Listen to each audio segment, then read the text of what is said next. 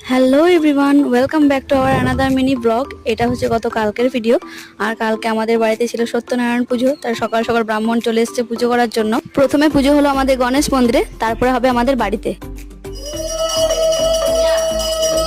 তো গণেশতলা বাড়িতে দু জায়গায় পুজো হয়ে গেছে। তারপরে খেয়ে নিলাম সত্যনারায়ণ পুজোর প্রসাদ। আর সত্যনারায়ণ পুজোর প্রসাদ মানে হচ্ছে সিন্নি ভোগ। তারপরে খেয়ে নিয়েছিলাম এক গ্লাস ছাতু।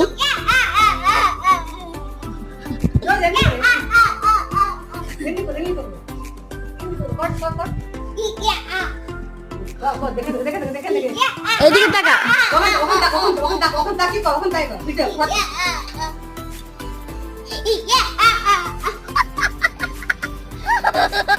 এরপর সন্ধেবেলায় চলে আসি রাতের জন্য খাবার বানাতে। রাতের জন্য করেছিলাম সয়াবিন আলুর তরকারি।